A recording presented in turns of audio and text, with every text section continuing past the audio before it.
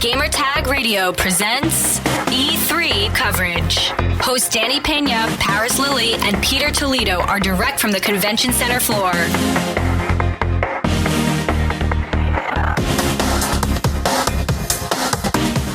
All right, E3 2018 and the coverage continues here at Gamertag Radio. This is a special episode of GTR live from Los Angeles. And interesting conversation we're going to have today. It's all about the Division 2. Hands-on impressions. We play this Sunday, the day before Ubisoft press conference, but now we're allowed to talk about it because the press conference just happened. So we have joining me Peter and also Paris in the house. What's up, guys? What's going on? Yeah. P, I know you're a fan of the Division. I'm a fan of the Division. But I think it's good to start with someone that just started playing again for the first time. You think that's the right way to start? Again for the first time? You know what I'm trying to say. I think before we go there, I think maybe we should talk a little bit about the premise. Yeah, you know what? You started. Of the game. And that way we can transition into our individual. I apologize. I'm just so hyped to hear Paris's opinion. I get it. And it's worth it. It's worth it. It's worth it. It's worth it. Yeah. So we're talking the Division 2 set in Washington, D.C. Yes. Happens 8 months after the events of the original Division 1 that came out. Yeah. So Black Friday has happened. The plague has gone through. Division agents have cleared it out of New York City. But now we've got another infestation that has occurred in Washington, D.C., has affected, the government. Obviously, it's the state, it's the capital of the country. So you've got all of the most important things that have gone on. You've got government functions. Sarah, which is actually the Division HQ, is actually offline. It's gone. It's offline and unavailable now. Mm-hmm.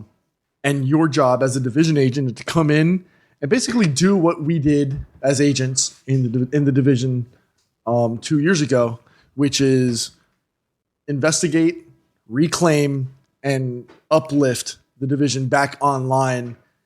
And that's going in and going into the cities.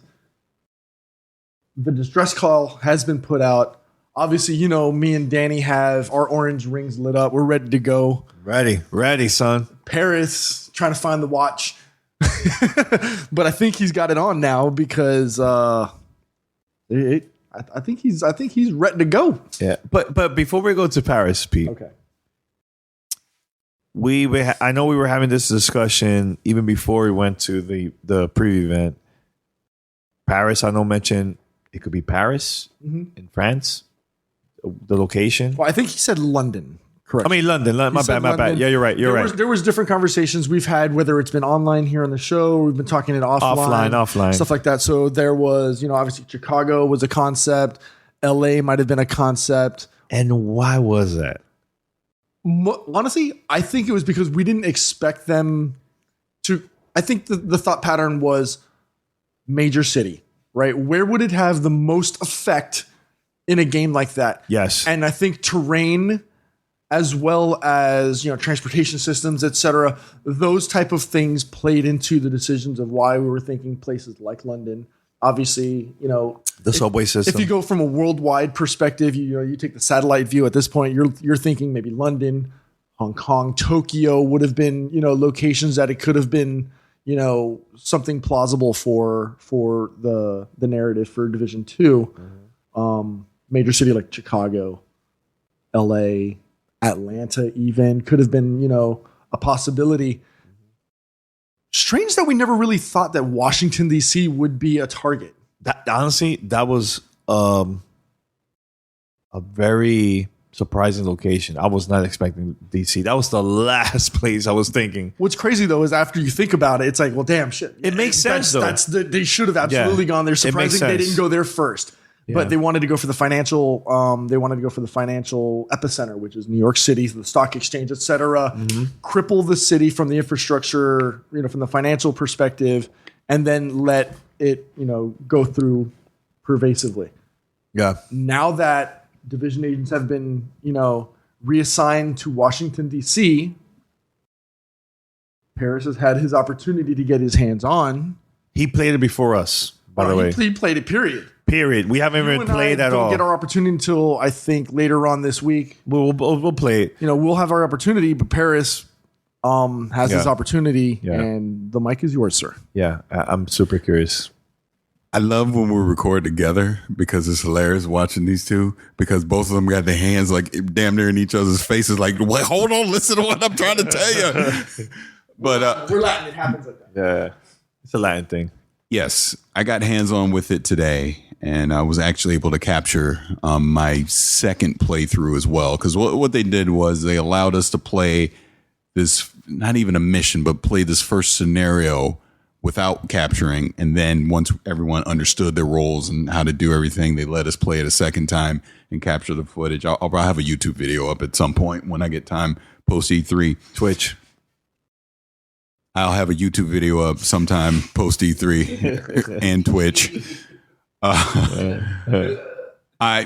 And like I said, and we also will have an interview with the creative director of the Division 2 as well. And like I told him when we recorded, I wasn't a fan of the original Division early on. I did not play it for virtually 2 years before I gave it a real shot. And here in the last couple months, I've really started to play it and understand the Division and really started to grow in me. And I really liked what Massive has done with the Division post 1.8 update.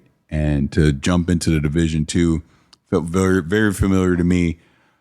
Had no issues picking up the controls. I didn't even have to look at anything or think how things were mapped. I just ran in and started playing. And the scenario that they gave us, it was interesting and cool, which is just a small sliver of what we can expect in a Division 2. It wasn't a mission, wasn't a side mission, it wasn't an encounter. This was just something that randomly happens out in the open world of Washington, D.C., where basically there was this crash airplane. What do you even call them? I mean, what do you call them? They're not the Resistance. What are they? I want to say it was the Sons of Truth or something like that. It was a faction. A faction. That's the best way to say it. This particular faction took control of this area. So as agents, four of us playing co-op, we went in to take back control of this particular area. And the way the scenario worked out was a lot of fun. You had red bar enemies, you had purple bar enemies, and you had a couple basically yellow bar enemies as well, which are like, kind of the quote unquote mini boss of those areas. And the weapon play felt really good, really, really good. Some of the little tiny nuances that I noticed, which we talked to the developers post playing, was it felt like the camera was closer behind you because you're in a third person view. It felt like your agent was bigger, like the camera was closer behind him. What we found out is they had raised it 5 centimeters taller. Yep. Also, when I was sprinting with my agent, I was like, this feels slower than a Division.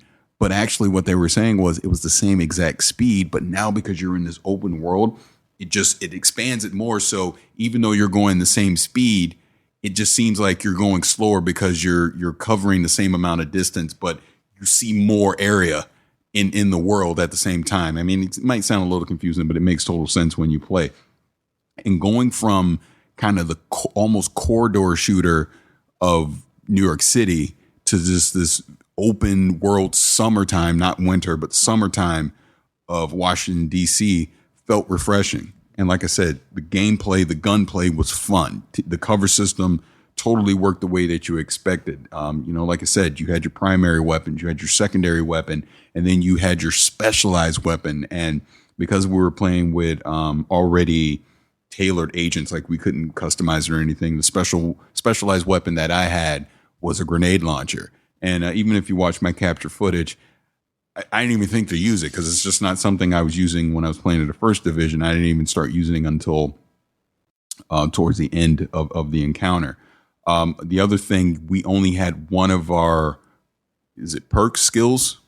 Yeah. Skills, right? Yeah. Instead of having 2 skills, I only had one, which was called Hive, which basically, once I deployed it, especially on a yellow bar boss, would just kind of disrupt him from being able to use any of his weapons and basically stun him. And then you can take down his shield and mow him down pretty quickly. Can communication was definitely very key, because it was funny. The developers told us, hey, we've set up this demo. It's not easy. It's going to be a little hard. You're going to need to communicate to get through this. And, I'm going through, I'm getting headshots. I'm feeling all good about myself. And I decided to whip out my shotgun thinking it's red bar enemies. So I roll up on this one part with thinking the red bars. They're all purple. And I'm like, oh no. And then I'm trying to get out of there, and they wind up taking me down. And the AI of the enemies, actually, we were joking. It seemed like they were targeting me because they were grenade spamming big time. Big time. Even if I was just sitting in one cover spot, they were smart enough to know, oh, no, that dum-dum sitting right there in cover, he ain't moving. Hit him with a bunch of grenades. And they were throwing grenades and taking me out that way. So communication was definitely key in being able to clear this mission. And like I said, it was an absolute blast, man. I am very excited for what we can expect for the Division 2 when it comes out in March. I guess, we're allowed to talk about everything that we saw at this point. Yeah. So, one of the big things, and please guys jump in. Well, before you go into other things, I do want to stop you there, because you mentioned corridor shooting and the way it feels that you're more expansive. And because now you're in, one of the things we want to talk about is, we're in Washington, D.C. It's no longer the dense, ecosystem of New York City. We saw from the press conference at Xbox, they started off in what felt like a jungle environment. Obviously it was, more lush vegetation. We've seen, the wide open expanse of parks where, I think it was the crashed Air Force One on the lawn of the White House or something like that. So you had very wide open area. And then from what we've seen elsewhere, you've got suburbs, you've got some commercial areas, which may not be as dense as New York, but still it's a commercial environment. So you've got, I think it was 6 different environments that we saw throughout, whether it was gameplay, press conference and speaking with developers and stuff like that. So it's not just, you're running through New York City, and we're talking a 1-to-1 replica of Washington, D.C., 20% larger than, what we had in the first division in New York City. The 1-to-1 replica is the one that actually got me the most. It was like, wow. So they were talking about how people who are very familiar with the city of Washington, D.C. will be able to traverse the gameplay area of the city if they're familiar with it, because they went that detailed with it. And, I don't know how you felt with it, because, as you started off in a somewhat parky area, and then you went into I think it was a museum. And then from there, it was just like your area of gameplay just kept switching back and forth between open to close to open again. So I don't know, talk to me about that. Well, again, that's kind of the diversity that they were able to bring in that demo that we had, that I felt you didn't have so much in the Division game, where, like I said, it felt more, and it wasn't true corridor, like you're shooting down hallways the entire time, but it was a lot of stuff inside buildings, down subways, at a pier, things like that. Whereas just like you said, you're out in an open field, and you need to strategically use the cover that's out in that open field to be able to traverse that environment. And like you said, there's 6 different environments that you can expect to see when you're playing in this game. And like you said, it's also a 1-to-1 replication of Washington, D.C., 20% larger than what we had with Manhattan in the Division 1. I was digging it. Obviously, we only got one slice to see what it is, but it just shows the potential of what we can have. And obviously, we had the creative director. He gave us a presentation beforehand, like I said, explaining the 6 different environments as well. So, I was really liking it graphically. It was fantastic. To me, it definitely seemed like it was an upgrade from what we had in the Division 1. Will that make it to the final game? We'll see. We're obviously playing on a PC builds when we got to play. But going back to what I was saying before, just one of the highlights for me, because me, big thing that I was looking for is, what's the end game? What is your philosophy for the end game? Mm-hmm. And that was literally one of the first things that they talk about is end game philosophy for the Division 2. they have absolutely taken lessons learned from the Division One, and they're not going to repeat. At least they say they're not going to repeat the mistakes that they had back in 2016. And they're going to respect the gamer's time because they know not everyone can be super hardcore. So that even when you do get a chance to play, you're going to be rewarded for it. Now, will I get the same rewards playing 3 hours that I would get playing 20? No, but that's the whole point. You will be rewarded for your time investment. But at the same time, if you just don't simply have that time to invest into the game, you will get a comparable reward for the time that you do put in. So, I mean, I really appreciate that. I think one of the biggest things that came out of this for me was they laid out a year one roadmap right off the bat. Was no ifs, ands, or buts. Hey, we hope, maybe, kind of. No. Every 3 months in year one, you can expect a world event and a title update every 3 months. And it's free. They're not charging you for this DLC. Year one is going to be free because their philosophy is they want everyone that picks up the Division 2 to be able to experience all the content that they had. Now, did they get into PvP, the Dark Zone, Survivor mode, incursions or anything? No, they didn't talk about that stuff right now. I expect all that to come later. But like I said, it was the philosophy of what the end game is going to be that they were laying out. So I really appreciate that and got me excited because with a lot of these quote unquote shared shooters, you've not been hearing that communication, right off the top. It's always come later after the community's yelled and screamed at them. Oh, wait, we need to fix this. And then they scramble and get something in there. The biggest thing for me that came out of this was they're going to have an 8-person raid. Now, and hold on. Okay. And go. Multiple raids, not just one raid, and we're just doing that over and over again. They're explaining, we will have multiple raids in this game. It's going to be 8-person, and it will be for the hardcore. It will be the most challenging content that you will get in the Division 2, which I think is key because, again, coming from the Destiny universe, not everything needs to be catered towards a casual audience.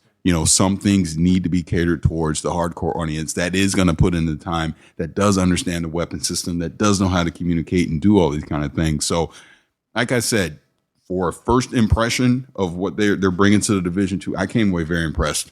Very, very impressed. I was excited to learn more about this game, and just everything that we saw today has, like I said, has me super excited for the potential of what this game can be next March 15th, 2019, just like I told you, Danny, even though you kept trying to say it was coming this year. And let me dream for a second. No, but Paris, the question I was going to ask you about that raid. Usually a lot of companies, other shooters, open world shooters like that, they really won't say anything. Like you said, they wait until after the game launches.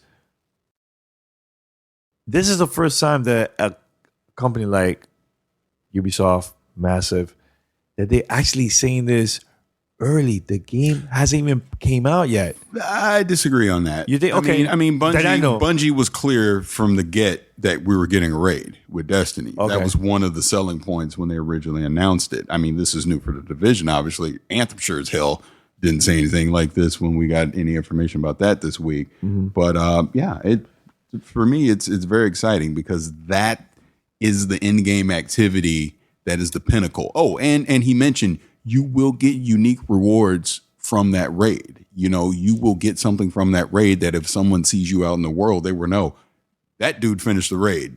You will easily be recognized that way, which I think may sound simple in nature, but it's a badge of honor. You want that. You want that piece of gear from the raid that signifies that, yep, I did and completed the raid.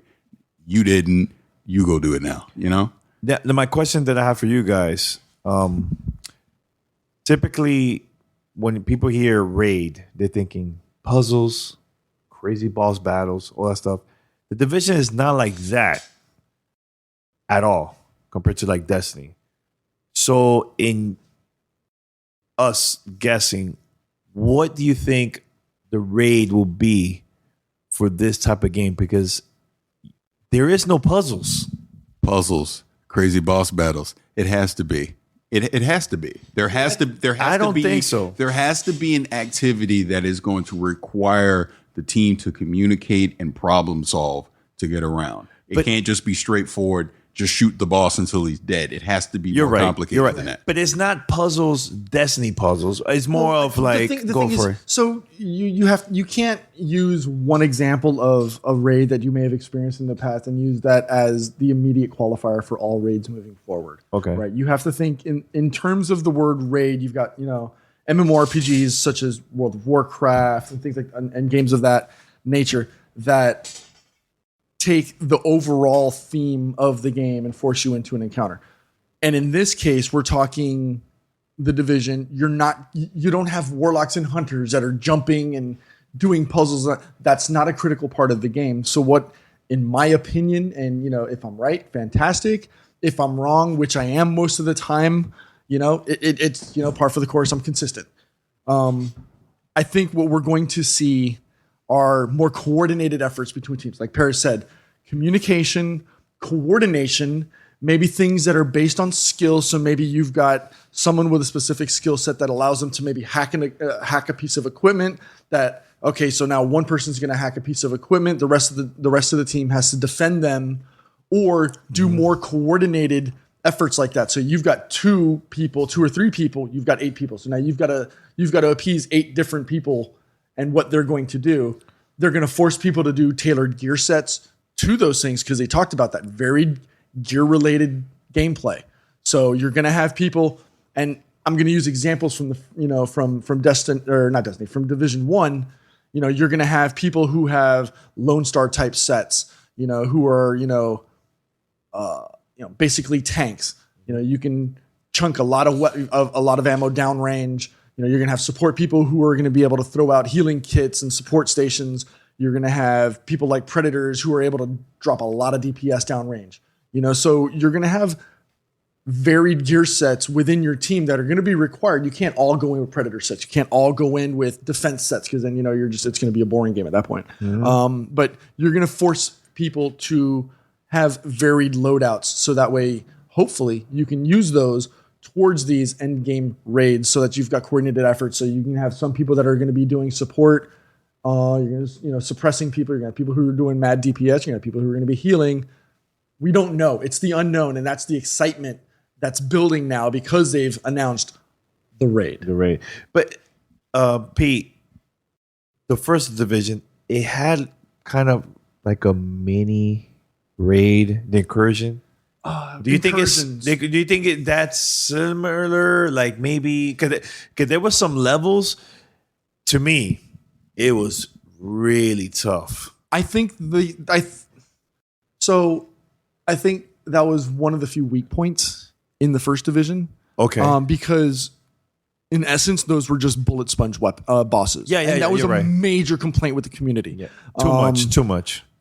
And for those that are unfamiliar with the terms, bullet sponges essentially where you sat there and just had to unload ammo into a specific boss, and it was similar to Horde mode. It was closer to Horde mode with a big bullet sponge boss that just had to take a lot of damage before it actually went down. Mm-hmm. Forced the players to again tailor gear sets, maybe throw out grenades, whether it be electrical or what have you, to weaken the boss, so that way you could put more DPS into it. I'm thinking it's going to be something akin to that, but I think because when you've got again 8 players in a raid, you want to have a coordinated effort. I think bullet sponging as a boss as your end game is going to be a big mistake at the end of the day. People want more. They don't want to just sit there and just ADS and fire. As fun as it may seem, it's boring. You don't want to do that. You're already doing that, getting up to that. So I think that's going to be something we see, a more coordinated effort that forces 2 or 3, multiple groups of the 8 people going in to work towards the final effort. Interviewing I know for those who listen to this, make sure to listen to the interview that we have about the Division 2. I think it was a freaking awesome conversation. And I feel like the person that we interviewed, what was the position in Massive? Julian, he was the creative director and producer. He was very open with our questions. I feel good. I feel like I think they found like They found the niche for this game, because I think that based on the feedback, and not only the feedback, but the mistakes that they had a couple when the game launched, and also they got to see the division. They learned from everybody's mistakes and the feedback from the fans. I think they found like the right game, the right stuff for the Division 2, man. Paris, I know you were the first one that started explaining that you're a hardcore fan of Destiny 2. You start playing 1.8 update. You like the content. He was super open with you too, man, with the stuff that you were bringing up. And I think this game is going to be legit, man, when it comes out, man. March of 2019. I think it was awesome, man. The great conversation, man.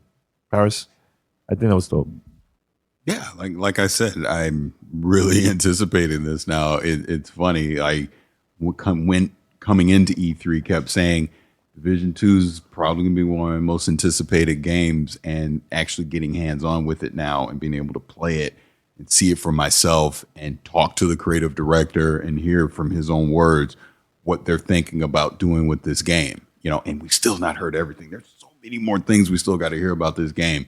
It has me excited for the potential of it and what it could be. I'm just going to be real here, and not comparing it to Destiny, but comparing it to what we know of Anthem right now. And it's funny because even going into that Xbox briefing and what they showed at the briefing, 20 times better than what EA did at their briefing for Anthem, because they showed off the weapon system. They showed off the new world. They gave you reasons that, oh, here's loot. Here's how I can do this, how I do that. I understood what they were trying to do in the Division with that trailer versus what EA was trying to show for Anthem, where I still don't know what the hell Anthem is. I don't. I just don't. And that's going to be a major problem for them going into 2019. And I said it before E3, and I'll say it now. If I had to choose between those two, I'm going to choose the Division 2, because Massive has already made their mistakes with the Division. They've learned from them. They're iterating on them. And now we're seeing that culminate with the Division 2. And let's be real, they've also seen Bungie basically do the same thing that Massive did. They had problems with Destiny 1. They fixed those problems. And then they took all of those good things they did, crumpled it, threw it in the trash, and we got Destiny 2. And now they're scrambling once again to fix all those things. And I'm pretty sure Massive has looked at that. I mean, hell, Julian even mentioned Destiny in the interview, because I wasn't going to say the name of the game, but you knew what I was talking about. That, yeah, they look at the competition. They know what they're doing. So, like I said, I'm excited for it. A beta's coming. That got announced during the Xbox media briefing. I know Peter already signed up for it. I need to sign up for it. So, hey, let's get a beta. Let's get as many people into it as possible. Get the feedback on it, good and bad. And hopefully by the time we get to March, this Division 2 can be the best game it can be. And like I said, the key thing for me, I'm not saying for anyone else, but for me, is what am I going to do in the end game? What incentive am I going to have every day to sign on and go into that world and grind for gear and do activities and all that? What are the things that are going to challenge me on a daily, weekly, monthly basis? And we've kind of seen them already dabbling with the global events and things like that, and all the other, new activity that they add in the original Division. They all better be there in the Division 2 plus some, because that's for me as a hardcore player. That's what I'm going to be looking for. I think at the end of the day, it's all about communication with the developers, to the consumers, to the fans.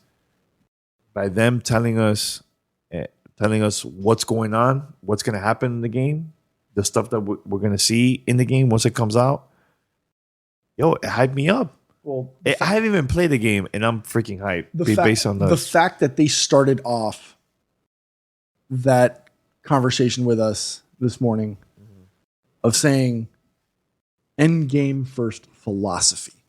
I mean, that was the biggest knock from Paris's mouth 2 years ago when we were here in LA for that preview event. That was his biggest complaint, and his biggest concern was, what is the end game? What are we doing? what's going to entice me to continue to play? And I love the fact that they address that up front first and foremost, right? So on top of that, we mentioned season, first year, all post-launch content is going to be free. From the roadmap that they showed, I saw title updates, seasonal updates, and then from what it looked like, they're renaming global events to world events. So I like that. Obviously, no talk about PvP. So obviously, we've got 8-9 months now till launch. So we've got plenty of time to cross into that. I'm so stoked. I left. I was actually watching you playing the game, and I'm sitting here gripping your chair because I wanted to jump in and play so bad. And I'm so glad that you had a chance to play and you enjoyed it. Yeah, I absolutely enjoyed it. So one funny thing that happened a couple times when I was playing was I wanted to pull up the world map to see what it looked like. And the very first time I pulled it up, immediately crashed the game. Again, it's demo, early builds. This is expected, no big deal. So they politely asked us to not do that again until we finish the mission, just in case it crashed again. So I don't know if you noticed, and this would be in my capture footage, I'd have to look at it. I was able to successfully pull up the map and got a good glimpse at it. Again, early build, probably purposely not in there. No dark zone. We did not see the dark zone in there at all. From talking to Julian, he didn't specifically say it, but he didn't flat out say it wasn't there. There's going to be a dark zone. There has to be. And I'm very curious to see what they plan to do with the dark zone to fix it from the issues that we have. And this is a funny story. So I went back and listened to that interview you and I did for the first division back in January 2016. And like you said, I'm bringing up all the in-game stuff because that was my concern then. And it was funny listening to, I believe his name was Magnus, who was I think he was creative director. Then kept emphasizing the dark zone and how it was going to work and how people were going to self-police themselves in the dark zone. Freaking disaster, because internet human nature says unless you have some checks and balances in there, people are going to be a-holes. And we got all this cheating and everything that's happened in the current dark zone. So I really hope we get a dark zone 2.0 that puts those checks and balances in there so that, yeah, people are still going to be a-holes, but it's not going to completely ruin the experience for everyone. So that's one thing that I want to hear next when they start talking about the Division 2 again, post E3, about what their plans are going to be for the dark zone and just PvP overall. Is there anything else before we wrap it up? No, aside from the fact that I'm stoked. I can't wait. I can't wait to hear I just can't wait to just get my hands on. I'm actually jealous AF because you got your hands on and we didn't. And we did. Good. And you know what? We had an opportunity to play the game at the Xbox Showcase.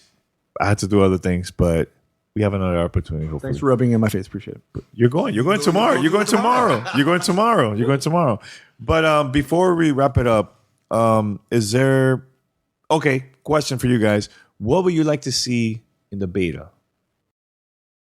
For a beta. I kind of what I was just talking about. What was outside? Yeah, I would like to see a full mission, what an actual mission looks like in the Division 2. Because like we said, what we played, what was not. I mean, that was just a random occurrence out in the open world. So I would like to see another random occurrence. I'd like to see an actual mission. I'd like to see what an encounter looks like. I'd like to see a sample of maybe the survivor mode as an example. Like maybe bring the dark zone in, because I'd be curious to see how they're going to handle the dark zone, which will give them the opportunity to get feedback on the dark zone if what they're thinking is going to work or not. So absolutely put that in there. And maybe there might be a few other surprises or unique modes in there. I'm going to say it now. I think the Division is perfect, especially the way they already do survivor mode. Ubisoft's version of Battle Royale. I know we talked to some people, here at E3 that think, Ubisoft's not going to do Battle Royale. They can't do Battle Royale. But actually, the Division could. It could. I'm not saying they will. I'm just saying it could. So don't be surprised. All right. The argument that was made was that Ubisoft isn't known for its PvP, right? They've had their gaffes with Dark Zone. Rainbow Six. Small encounters, you're limited to 5-on-5. So there's not a lot of environmental factors with respect to individual operators or players in the game. Red Storm, Ghost Recon. 6-on-6, you're still doing, what is it, siege mode, last man standing. Okay, you act like this is Lord of the Rings Return of the King, like all the orcs are just running down with the elephants and all that. They're not doing that. It's still, even when you play these battle royale games, it really still is coming down to 3v3, 4v4 encounters, mostly. Yeah, there's a bunch of players out in the world, but the core engagements are still very similar. You're a battle royale guy. You tell me if I'm wrong. You're wrong. You asked, so I'm telling you, you're wrong. Paris's face. Classic. All jokes aside. All jokes aside. All jokes aside. All jokes aside. All jokes aside, though.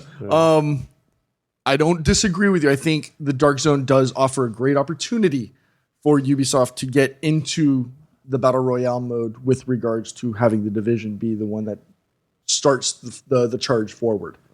Mm-hmm. The way the Dark Zone works now, you have more than 4 to 6 people in it at any given time. Granted, they're in separate zones. Maybe increase the number of people that are in there based on the zone you are in, because the higher level zone that you're in on the Dark Zone, the higher level you have to be, or else you're just going to get worked on that first bullet that comes through. Mm-hmm. So the opportunity is there. It's a pipe dream. I would love to see it, but I don't know if that's something. I'm going to disagree with your beta option with the world with the concept of bringing in survival. I don't know if they want to bring in too many things. You want to leave something for the actual purchase of the game. I would like to see an introduction to the Dark Zone. I would like to see them do some component of, gameplay. What you played today and what we're going to be playing, you're playing a leveled up character at level 30 already. So you're already, you already have your leveled up perk. You already have access to purple and yellow gear on your character. Doing that upfront early might almost cheese people and give them a false sense of what the game is going to be. Because then you're going to be like, oh, I'm going to be this Billy Badass coming into the city trying to save the world. And then you get the game day 1 and you're on level 1 and you have you've got no skill set or whatever. So we'll see. Again, still early, 8 months, 9 months, whatever, till launch. I'm still going to be there day 1 though. All right. Want to say anything before? Like how you disagree with me. But I feel like you said too much though, Paris, for a beta. Because I feel like keep some surprises. I think Destiny Day beta, the first one was good. It's not a surprise when you Game Pass, you go, oh, that was the other thing. So Game Pass, which I think was a very smart move by them, putting the original Division as a part of Game Pass on Xbox. So that gives people an opportunity to basically take a test drive with the original Division before they go. Which brings me to my second point. I disagree on not putting current modes that we are already familiar with in that beta, because it gives you a chance to test them out in the Division 2 and get feedback about them. Now, if there's some new modes, maybe you hold those back as a surprise and let people figure it out that way. But this is my opinion. I don't know nothing, but I do think at a minimum, have a mission in there, have some co-op experiences in there, and have some type of PvP mode in there as well, just so people can get a taste of how that's going to work. But for me personally, I do think an intro to the Dark Zone is essential, because I really think Massive needs to get proper feedback on that before they roll it out, to the masses. And that was the other thing Julian mentioned as far as the raid goes. Don't expect it day 1. They probably give people a few weeks before they roll it out, which I think is smart. Let people level up and get used to the game before you do it. Yeah, and I think that was the mistake from the first game. Within 2 days, even I think within 24 hours, those people that were already done with the first game, and there was nothing else to do after that. Julian wasn't talking about a pink gun. That's all I know. Yes. Because you remember you were there when he said, well, you could get a pink gun. I mentally tapped out right there. I go, there's no way in hell I'm playing this game for a pink gun. Yeah, the first game. Yeah. But now, once you finish the raid, you get that marker, whether it's gonna be a sticker on your helmet, like you said, or it's a pink gun, because now that signifies you. It's your, as they called it, the peacock moment. You know, you can sit there and be braggadocious and say, "I got this. Because I beat the raid. I am the man." But I mean, obviously it was a joke, but part of that is whatever the quote unquote rewards or gear that you get from completing the raid, they need to also advance your character and make you more powerful, because that's part of the whole point. Even if it's something that its perks are catered towards that raid, which is, one thing that Destiny used to do and they stopped doing, which hopefully they'll get back to now, is tailor-made those perks towards that event, but they make you more powerful in that event. I was going to ask you that question, because I know you already finished how many raids on Destiny? How many raids? You mean just total raids? Total raids that you cleared yourself? At least 100. More times than you've played the Division. Okay, so probably more. Every time you pass a raid, you get some new weapons, new gear, whatever. It helps you for the next raid, you think? Or, yes. Yeah. So you would like to see that? Yes. For the Division? Yes. Like, I don't know, when you did King's Fall or whatever, like the weapons, like you would get weapons that actually would have a perk in it that was specific towards that raid, or the armor that you get would have some perk on it that would help you in the puzzles of that raid. You know what I'm saying? So that's what I mean. So whatever weapon or gear that you would get for completing the Division raid would help you the next time you go back and do that raid. Because you're not going to do it once, you're going to do it multiple times, because you're going to grind to get all the gear and the weapons out of it. Yeah. One thing I noticed also, and we saw it more in the PlayStation or during the press conference for Xbox, was going through the menus of the weapons and choosing your specific loadout and your weapons. I remember seeing that. I looked over to my left, and Paris just had this look like, "Oh my god!" it was things like that. And going back to your raid specific items and just your loot, etc. One thing I didn't notice was a sharing ability of the loot that you pick up in game, and I'm curious how that's going to pertain to loot gained in the raid. I don't know if that's something that they'll be able to talk about this week at E3. If not, it's definitely going to be something that's going to be on my mind for the next conversation we have with them. Because if you get end game raid loot right now in the game, whatever loot you gain, like let's say I'm playing with the people in this room, I can share it with you for 24 hours in game time. Outside of that, I can't share it. I can't share it with just any random person I find. It's only people that were in the game with me in the encounter I was with.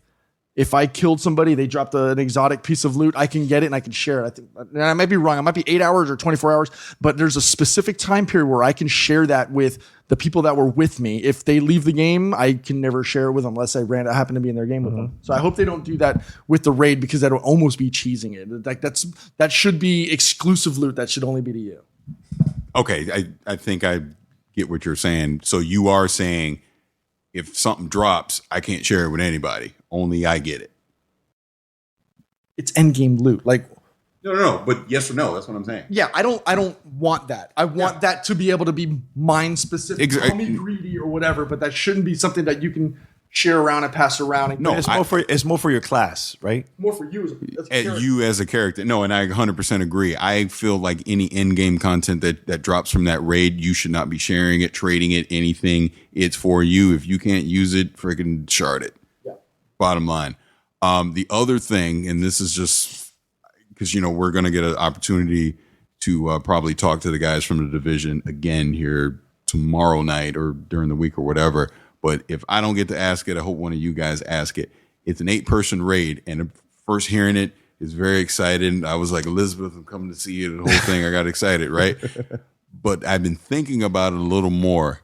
Here's something that is going to be very essential if they do a raid. Number one, I do not think you should matchmake into a raid. That should not happen. It's like herding cats. It won't work. And that's in a 6-person Destiny raid. So imagine 8 people. No way in hell you should matchmake, which also brings me to the second point on this. Getting 8 people together to do a raid and to properly communicate and all that that is going to be a task in itself. Clan support in the division. Clan support. They need clan support. I want to see clans in the division. Here's the thing. I know Bungie added this later for the Division 2 where I think You mean Destiny? You said Bungie and then you said for Division. I'm freaking tired. He's tired. I'm just tired. Yeah. Didn't they add a matchmaking for guys? It's called guided games and it don't work. And it don't work. So no, it won't work for the Division. I mean, it's not even working in Destiny right now, so I don't expect it to work in the Division. But my point is, like, I'm in a clan for Destiny, so if we need to get people together, I have my clan mates that I can go to and we pool something together and do it. You can obviously I'll do Reddit, LFG, or whatever, but I would like to see in-game clans, and I would like to see some coordination through that. Maybe even an in-game LFG. Take what Bungie's trying to do and perfect it. Maybe try it. I mean, like I said, I don't think the guided games thing works that great, but maybe they could take a different approach to it. But back to the original point I'm trying to make is you cannot put 8 random people together and think you're completing a raid because everybody want to be G.I. Joe and wants to be a hero. Nobody's going to listen. It's going to wind up being frustrating, and you're just not going to complete it. It'll be a horrible experience. And half of them won't have their mics. They won't talk. Oh, that's the worst. And without a mic in a coordinated raid, it's damn near impossible to go through. You need to have that vocal coordination and communication. You definitely got to ask that question. For sure. If they're not talking about raids, I'm not going to pose that question because it's going to be a moot point. But if they're not talking about raids, why bring that? I don't care if they're talking about raids or not. I have no comment on that. I'm not going to ask the question. I'm going to say you need clan support in the Division 2. That's what I'm going to say, because if you're going to try and do an 8-person raid, you can't expect 8 random people to get together. You need a coordinated group of people to be able to do it. And matchmaking, if you do matchmaking, it will be a disaster. Yep. I will say that straight to Julian's face. Absolute disaster. That's true. I agree. Because imagine playing a raid, only 2 people communicating, everybody else is crickets. Oh no! Horrible. I got the Gatling gun. I can hear it already. Oh my God. And they run like, I got this. Rambo, poof, he gets shot. I gotta drive this cat. They're gonna Leroy Jenkins themselves right into a dead encounter. It'll be I hear. Okay, stay back. We're gonna go on 3. 1. Why'd you go? Oh man. It'll be too much. See, I'm in my head. I'm pretending that I'm getting mad already. I can just. It's gonna be a nightmare. Rage uninstalled. But Paris, you're right, man. It's true. Like, it's different multiplayer. That's different. Whatever, little missions. But raid is something different. And you need a good group. You know what's the sad part, Paris, is there's people out there that don't have friends. You better make them. Oh my God! No, I know. I'm being dead serious. If you don't have friends, it's not for you. Raid is not for you. It's not for you. So this is why you think raids in the Destiny universe is the lowest when it comes to like playable from the Destiny percentage community. Wise, absolutely, right? absolutely. Because of that. Yeah, because you need to communicate, coordinate, and look. Once you've been through it a few times, and you can start doing it in your sleep. But one of the most satisfying gaming experiences I've ever had is completing friggin' raids. It is, because if you do it blind, if you don't know what the hell you're doing and you figure it out as a group, 6 people, now you're talking to 8 working together. Yeah. I can't even get freaking 5 people at my job to work together. It's like, how am I supposed to get 8? You know what I'm saying? So it's like, it's going to be challenging. Yeah, it's going to be challenging. very challenging for them. Communication in a raid is one of the most patience-trying experiences, which is why when you successfully complete that raid, it's so satisfying because you've been able to succeed with coordination amongst 5 other cats, literally, because like you said, it's herding cats. It's like herding catnip high cats. It's impossible. So when it happens, it's like a miracle. Like, wow. Right? raids will end friendships.